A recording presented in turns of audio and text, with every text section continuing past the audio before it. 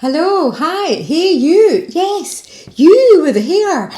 Oh, and for the face. Hi, thanks for stopping by. Can I ask you a question? Do you ever get asked where you're from? You know, like, where are you really from? Yeah. I mean, I get asked that question all the time, and I don't know why. What difference does my heritage make to them? People will say to me, your face doesn't match your voice, but they're too scared to say that. Good. They might think it, but they won't say it in case they offend me.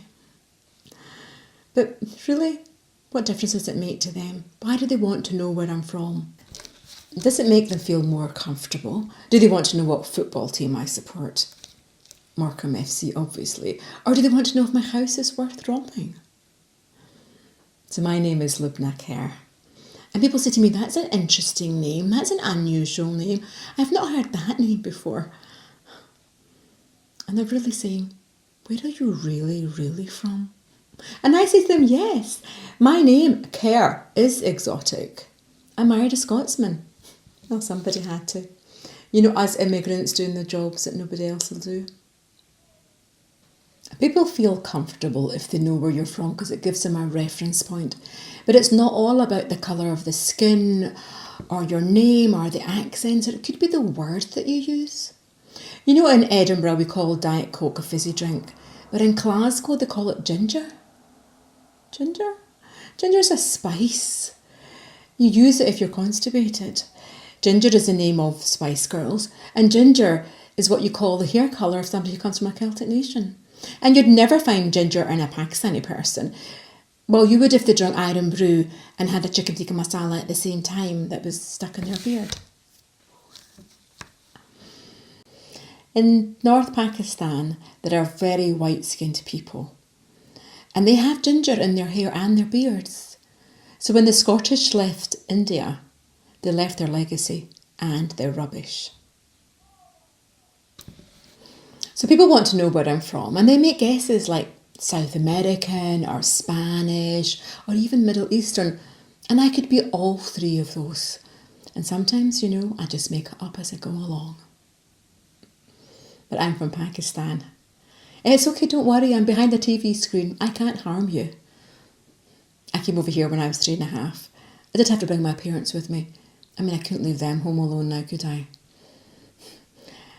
Actually, my father got a scholarship to do a PhD in chemistry, just in case you were thinking, bus driver, shopkeeper, sold drugs. No, he did all three. He was the original Breaking Bad. He died young and left a legacy, and they named a chemical reaction after him. I know, big boots to fill, eh? So after many years in the NHS, I decided I want to be an actress and comedian and not just follow into the expected tick box that people think Pakistani people do, like be a doctor. But I am, because I've got a PhD. I bet you didn't see that coming, did you? So please don't judge me by the colour of my skin, by my name, or by any accents. I am the same as you. I have the same red blood that's pumping through my heart.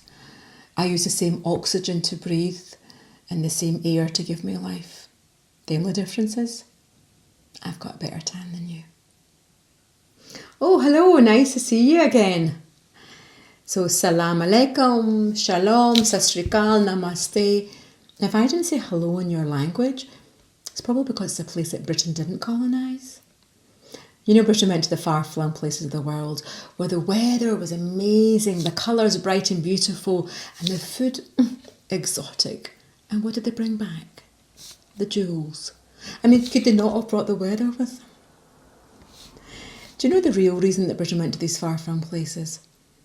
It was to teach the natives how to play cricket. Turns out the natives are pretty good at playing cricket. But it wasn't just the British who colonised different parts of the world. We call it colonise when it's a white country that does the invading, and terrorists when it's not. So between them, the Spanish and the Portuguese wiped out all the natives in South America. Then the Spanish worked their way through Mexico into Texas. 500 years too late for Donald Trump to build any wall. And now the Spanish are seen as the minority in Texas, and the natives that they wiped out would find this hilarious. Karma's a bugger, isn't it? So the French went to Vietnam, the Dutch went to Africa, and the natives went to complain, but thought better of it. But the British were also invaded by the Vikings.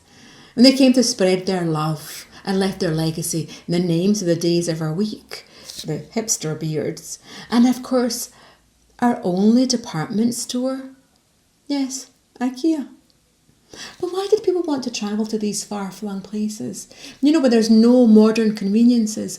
There was no sat-navs or Google Maps or Zoom meetings. Were people just trying to be friendly or maybe find new recipes, or were they just really nosy?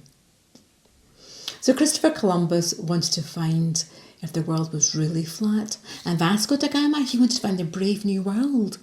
And the Vikings, well, they just wanted to get into Harry Potter world. Or maybe get a part in Game of Thrones. And the British, well, they just wanted to get recipes that they could claim as their own, like chicken tikka masala, Britain's best love dish.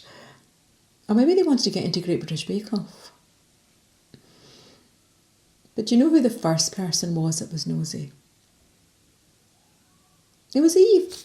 Of Adam and Eve fame. Yeah, the first celebrity couple. Do you know when Eve was tempted by the devil to eat the apple, and then she encouraged Adam to have some as well? Well, it's really the devil's fault that we're on this earth. Yeah. And of course, when I mean the devil, I mean Nigel Farage. Well, it used to be only Nigel Farage, but there's so much choice now. There's Priti Patel, or as I call her, Cruella Patel, or Poison Patel. There's Michael Gove, there's Matt Hancock, and of course there's Blondie. Boris, of course.